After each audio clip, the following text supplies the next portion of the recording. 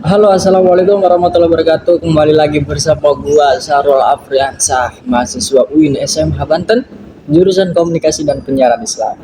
Seperti biasa di sini gua akan mereview mata kuliah pembelajaran penulisan berita dan artikel minggu kemarin. Jangan kemana-mana, kita langsung ke pembahasan. Cek ya kan. Oke, langsung saja ke pembahasannya guys ya. Minggu kemarin seperti biasa presentasi dari kelompok 3 yang membahas tentang tema strategi efektif dalam penulisan berita terkait hukum, kriminal, politik, dan ekonomi serta kajian peliputannya. Nah, kelompok 3 ini merumuskan masalah bagaimana sih cara untuk teknik peliputan berita hukum, kriminal, politik, dan ekonomi. Nah, dengan bertujuan untuk mengetahui peliputan teknik peliputan berita hukum, kriminal, politik, dan ekonomi yang benar. Nah, kita di pembahasan pertama yaitu teknik peliputan berita hukum. Nah, apa sih teknik peliputan berita hukum? Berita hukum ialah laporan tentang peristiwa yang terkait dengan hukum atau ketentuan hukum. Nah, definisi berita hukum ini adalah mencakup laporan tentang peristiwa yang terjadi di kalangan hukum seperti kasus hukum, nah perkembangan hukum atau perundang-undangan baru. Nah, terus teknik peliputan berita hukum yang umum digunakan oleh jurnalis hukum meliputi. Nah, ada poin-poin penting di sini. Yang pertama, pengumpulan informasi. Nah, yang kedua, pengolahan informasi. Yang ketiga, penulisan berita. Yang keempat, pengintingan. Yang kelima, pengawasan kualitas. Yang keenam, pengolahan data. Yang ketujuh, pengolahan waktu. Yang kedelapan, pengolahan kemahiran. Yang kesembilan, pengolahan keuangan mengelola anggaran. Yang ke-10 yaitu pengolahan lingkungan. Nah, itu poin-poin itu 10 poin yang dimana yang digunakan oleh jurnalis untuk teknik peliputan berita hukum. Oke, yang kedua teknik penulisan berita hukum. Gimana sih teknik penulisan berita hukum? Nah, ada beberapa poin juga di sini yang pemakalah tulis. Yang pertama itu temukan tema dan topik. Yang kedua, mengambil sudut pandang. Yang ketiga, menggunakan istilah hukum dengan tepat. Yang keempat, menggunakan sumber berita penulisan hukum.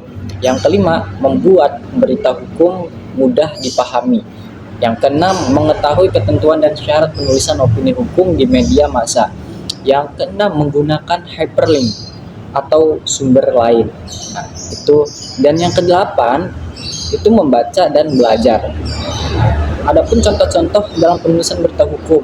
Nah, yang pertama contohnya penggunaan istilah hukum dengan tepat. Nah, dalam melaporkan sebuah kasus hukum, penulisan harus menginginkan menggunakan istilah-istilah hukum dengan tepat agar informasi yang disampaikan menjadi jelas dan akurat.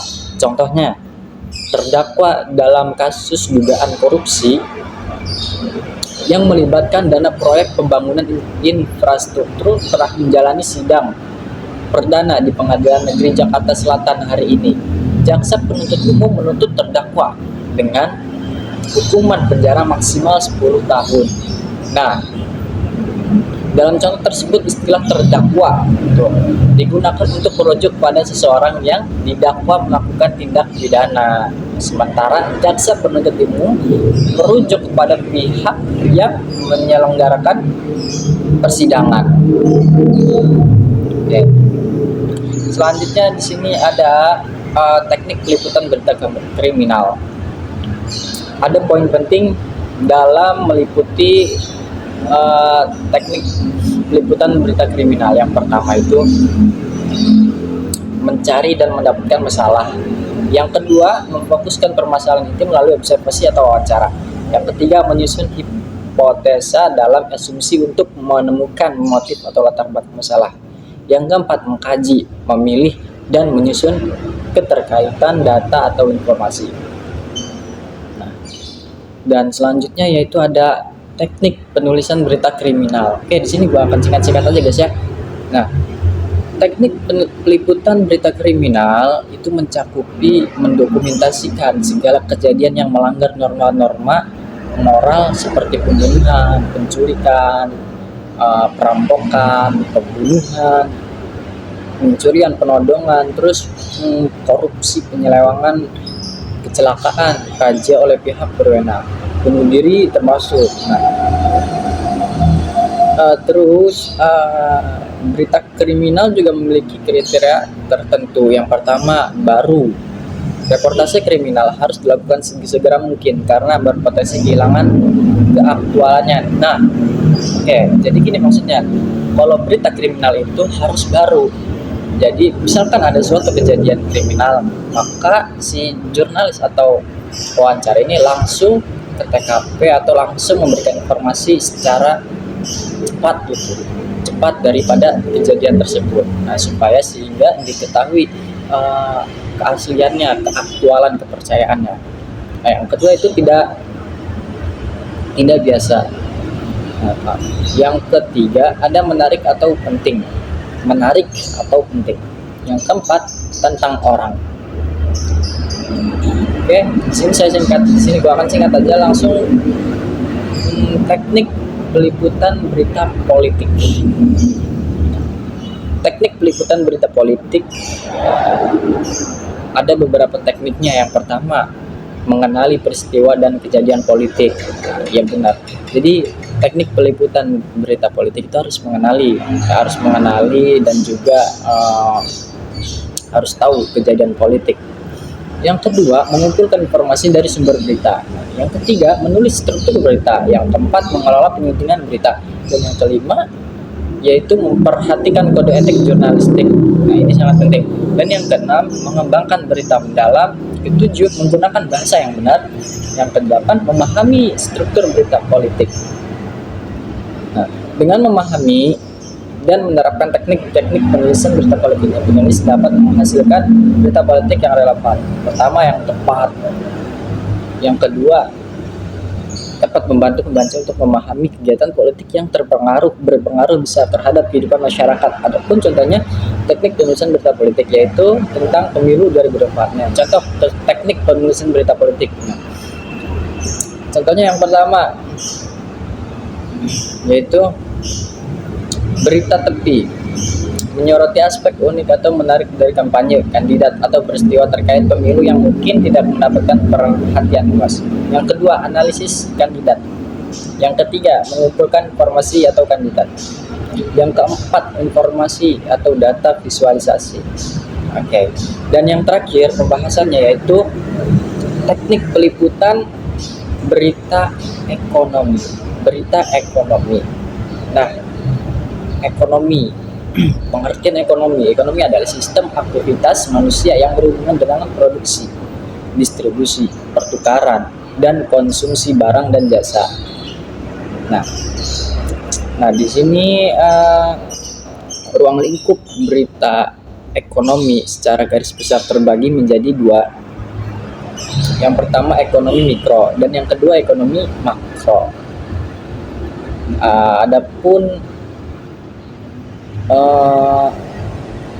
kiat berita ekonomi ini sebagai berikut: memanfaatkan grafis pergerakan harga saham dan perkembangan stok bahan pokok bisa dimanfaatkan untuk memperkaya sekaligus menambah daya tarik. Dan selanjutnya itu ada gunakan ilustrasi gambar yang relevan, sangat dibutuhkan. Misalnya ketika harga bahan pokok naik, maka gambar situasi nyata di pasar sangat dibutuhkan. Biasanya ini dikembangkan dengan wawancara dengan masyarakat. Contohnya nih, contoh berita ekonomi. Sri Mulyani bawa kabar buruk soal kondisi ekonomi global terkini oleh Dede Siswato. Komite Stabilitas Sistem Keuangan atau KSSK melaporkan kondisi terkini mengenai situasi dan perekonomian global. Ketua KSSK sekaligus Menteri Keuangan Sri Mulyani Indrawati mengatakan ketidakpastian situasi yang semakin membuat perekonomian global diperkirakan akan semakin melambat. Pertumbuhan ekonomi global melambat dengan adanya ketidakpastian yang meningkat tinggi disertai divergensi pertumbuhan antar negara yang semakin melebar, ujar Sri Mulyani dalam konferensi pers KSSK Jumat 3 November. Oke. Dan itu contohnya ya guys ya. Nah, di sini gue akan membaca kesimpulan dari kelompok 3. Jadi kesimpulannya itu teknik peliputan berita hukum yang umum digunakan oleh jurnalis hukum meliputi yaitu informasi, terus pengolahan informasi, pengumpulan informasi, penulisan berita, penyuntingan, teknik tulisan berita hukum yang umum digunakan oleh jurnalis hukum meliputi bentukan tema dan topik, mengambil sudut pandang, menggunakan istilah hukum dengan tepat. Nah, jadi pertemuan ketiga presentasi kemarin oleh kelompok 3 pertemuan ke berapa itu nggak tahu gua Pak. Jadi presentasi oleh kelompok 3 membahas tentang strategi efektif dalam peliputan berita politik, berita hukum, berita kriminal, berita ekonomi. Nah, itu saja yang bisa gua tangkap dari pertemuan kemarin. See you next time.